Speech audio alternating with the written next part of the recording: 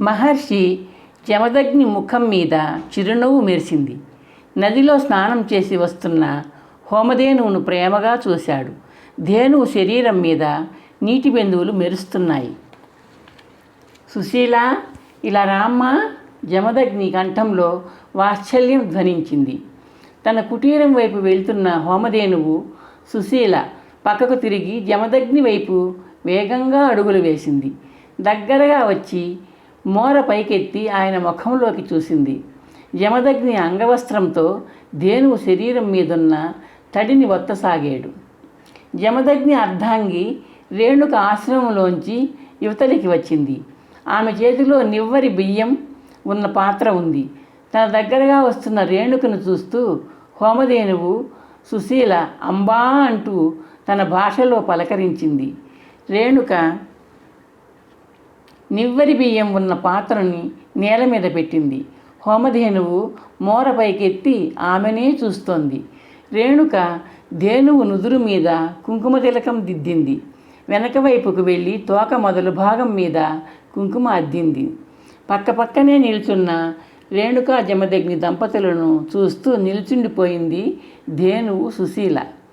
నివ్వరి బియ్యం తిను తల్లి, రేణుక ఆప్యాయంగా అంది. సుశీల మోర వాల్చి బియ్యం తినడం ప్రారంభించింది. కపిలవర్ణంలో కనువిందు చేస్తున్న తమ హోమధేనువును ప్రేమగా చూస్తూ నిల్చుండిపోయారు ఆ దంపతులు. ఆశ్రమం ముందు భాగంలో అలికిడి అయింది. జమదగ్ని రేణుక తిరిగి చూశారు. రుమణ్వంతుడు, సుషేణుడు, వసువు, విశ్వావసువు తగ్గు స్వరాలతో ఏదో మాట్లాడుకుంటూ వస్తున్నారు. సమిధలు దర్భా తీసుకురావడానికని ఉదయమనగా వెళ్ళి రిక్తహస్తాలతో తిరిగి వస్తున్న నలుగురు కొడుకుల్ని ఆశ్చర్యంగా చూస్తూ ఉండిపోయారు జమదగ్ని, రేణుక. నలుగురు తల్లిదండ్రుల్ని సమీపించారు. సమిధలు దర్భ ఏవి రుమణ్ణంతా రేణుక జ్యేష్ఠపుత్రుడిని అడిగింది. అక్కడ కుందేళ్ళు, జింకలు ఉన్నాయమ్మా, రుమణ్వంతుడు మెల్లిగా అన్నాడు. వాటిని చూడగానే మాకు భయమేసింది, సుషేణుడు బెరుకుగా అన్నాడు.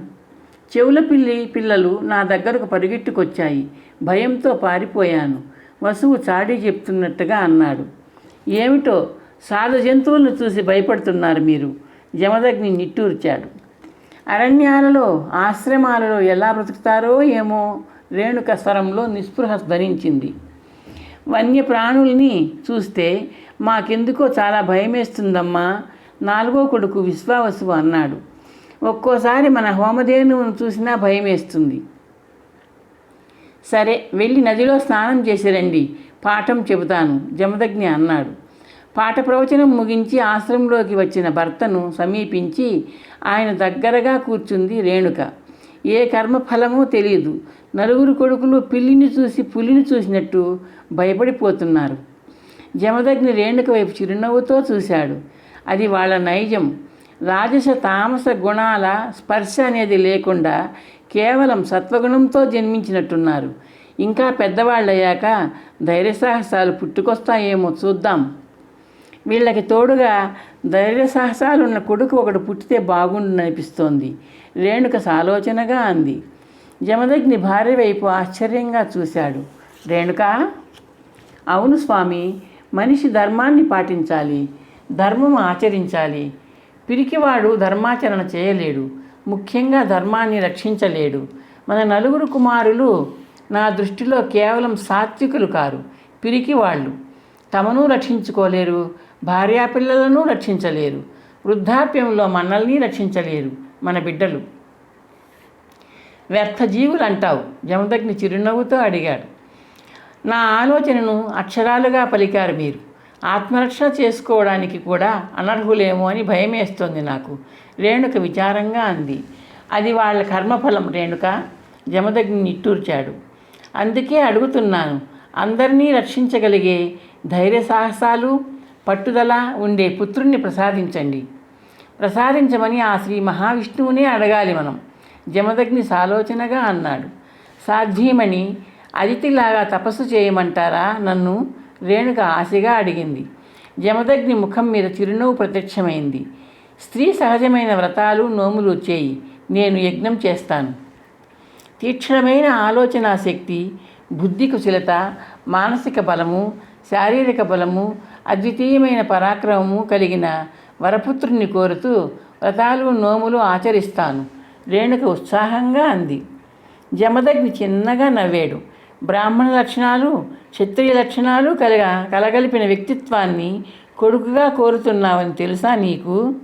తెలీదు స్వామి, కానీ నేను కోరినవన్నీ ఉన్నవాడే నాకు కొడుకుగా జన్మించాలి, రేణుక పట్టుదలగా అంది.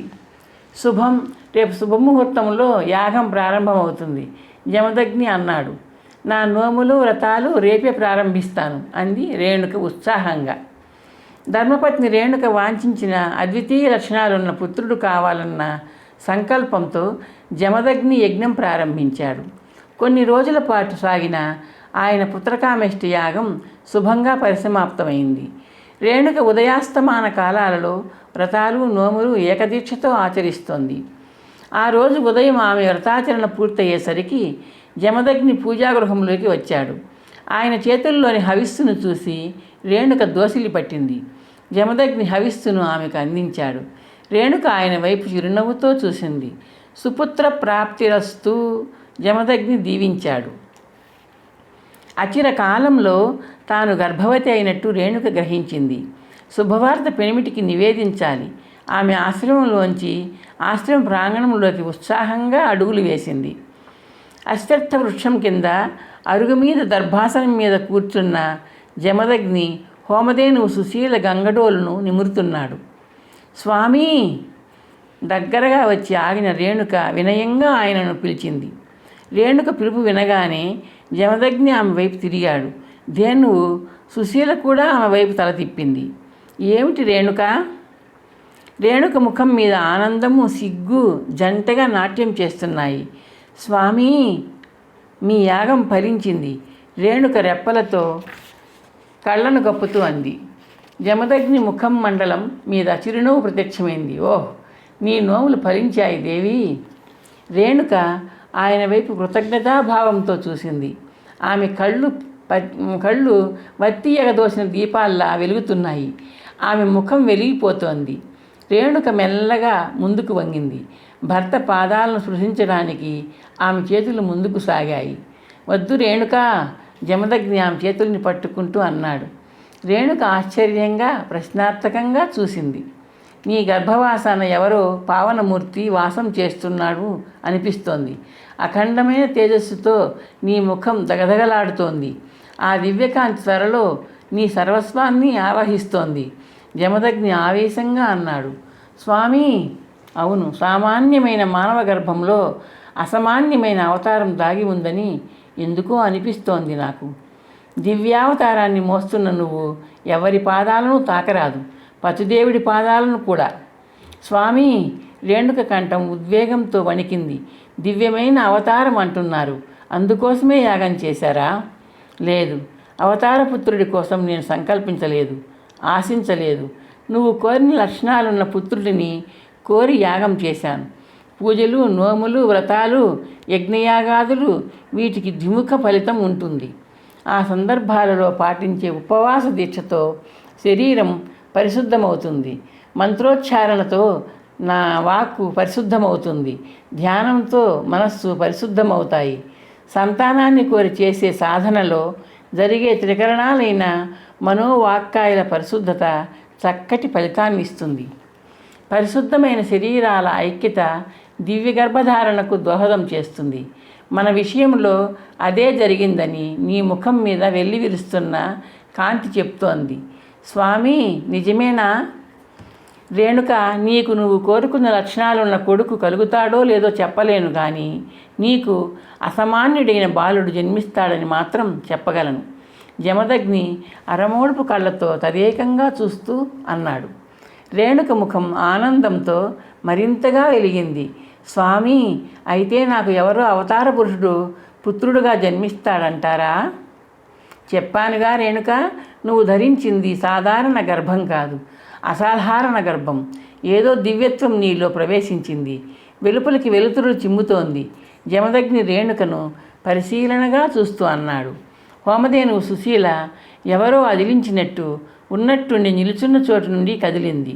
రేణుక చుట్టూ ప్రదక్షిణం చేసి బయలుదేరిన చోటుకే వచ్చి నిలిచి ఆమె ముఖంలోకి చూసింది. రేణుక కళ్ళు ఆశ్చర్య చషకాలుగా మారాయి. స్వామి, ఆమె అప్రయత్నంగా అంది. నా మాటలలోని సత్యాన్ని గోమాత చాటింపు వేసింది. రేణుక, జమదగ్ని ధేనువు సుశీల కొమ్ముల మధ్య నిమురుతూ అన్నాడు.